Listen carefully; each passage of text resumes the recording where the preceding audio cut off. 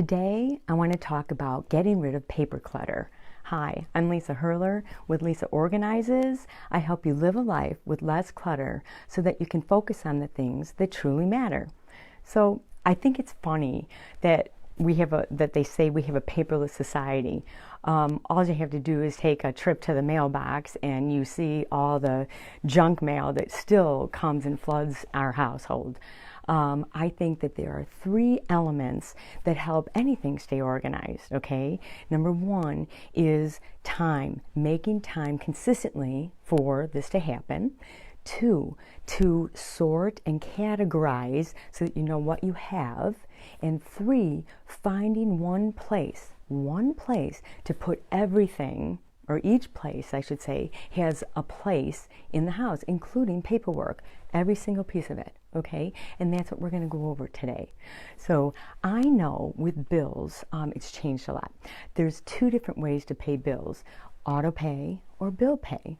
With auto pay, everything happens through the computer. You don't get any kind of paperwork. The way that you find out if you've made the payment or what's due is going literally to the internet, either via your computer or your phone. My kids love doing this. I, on the other hand, am still old-fashioned. I like paper.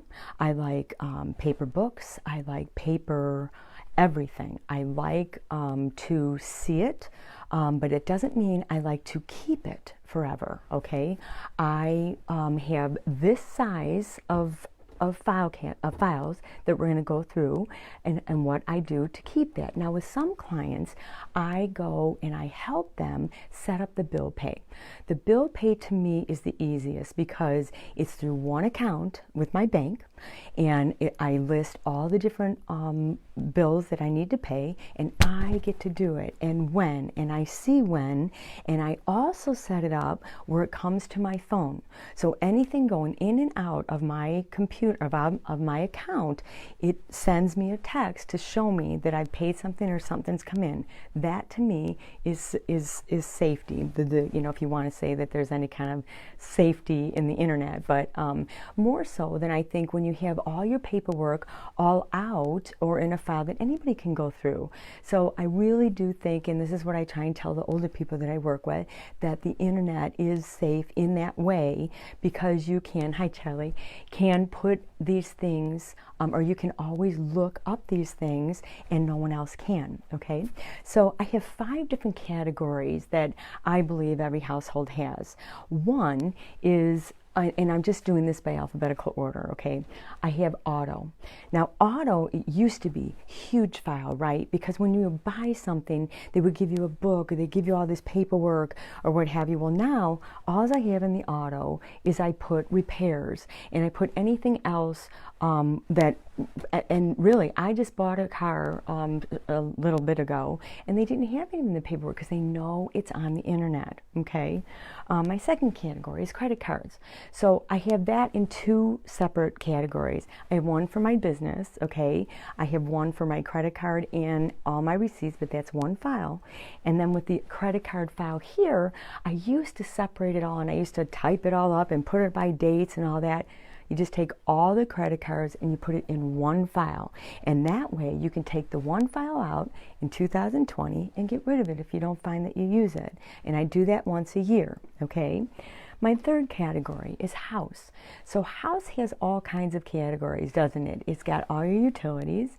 It's got, I have a townhouse that I live in, so I have association paperwork.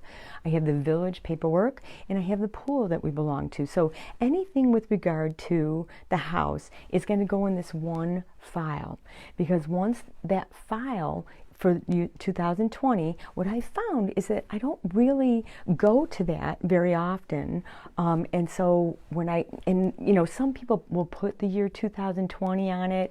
I don't, because I don't like, again, are you going to take the time to rewrite 2020? So it's better to just keep the 5 categories with one file in it and then take it out and get rid of it. Now, I also have, what is new, is I have a shredder. I think that, hi Shirley, I think that everyone should have a shredder because of how society is, that if anything's personal, or, that you have to worry about, that you shred that. And you will find you're going to be shredding a whole lot more once you get used to using the computer. Okay, my other category is insurance. So insurance, oh my gosh, think of the paperwork the insurance people used to send, whether it's the policies and the paperwork with all the, the monthly statements, and I just happen to pay my statement once a year. But if you're doing it on a monthly basis, you do not need to keep that paperwork. The paperwork, again, is right in the computer at your fingertips. So if you're trying to decide if you're going to keep paperwork or get rid of paperwork, it really has to do with how easy it is to get it offline, okay? So like, for example, for my auto, I have auto, the paperwork, like just repairs, but you have a title, right, for your car or any warranties and things, and I put that in another place that is safe, like in a safe box, because this should just be your disposables. And again, look at how small this is. This is what you're coming down to instead of all the files that we used to have, okay? So insurance-wise is not policies. My insurance is just kind of like the bills or anything like that I want to remember for that year, if there's anything different that happened that year. And then the last is medical. So medical, I used to line up the files with doctors. I used to line up the files with dates and whatever. So now it's one file. What I find, even the doctor's offices are having portals, and all of your information is going to one. You can have a file for like your pharmacy and your doctor, and I think I'm hoping one day that that's all going to be united as one.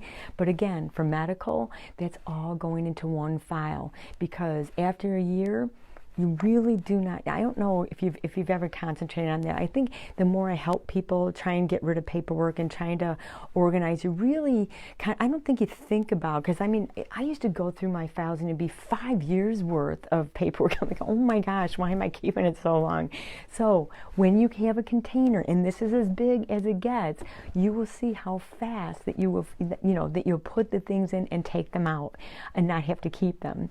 So, I mean, I have one client that just keeps everything, right? Notes and every bill and everything, because they're more afraid of the computer than not. So what I suggest to her is we don't need to do everything. You can just do a little bit at a time, like just do bills, or just do, magazines that you're not even looking at, that you just want to, maybe you do want to look at it on a computer then, or a phone, instead of having all that paperwork in your house, So 2 things you will not see in my file cabinet is finance and investments, because finance, I used to have all the bank statements, and it was savings and checking, and you know how many pages you can have of that. And you know what? They're not necessary, because at any point in time, you can not only go look online to get your bank statements, you can also print them and have them at any time. So that is something I just completely stopped receiving statements, so that I do not have to keep them in my files. And especially investments, where I invest with Edward Jones or any of those kind of companies. Oh my gosh, the paperwork that they would send, it was the prospectus and the bills and the changes and whatever, and I'm like, wow, I need to get a handle on that. And so what I told them, or what they told me I should say, is it's online. So now anytime I want to see a statement, anytime I need a prospectus, it comes to me.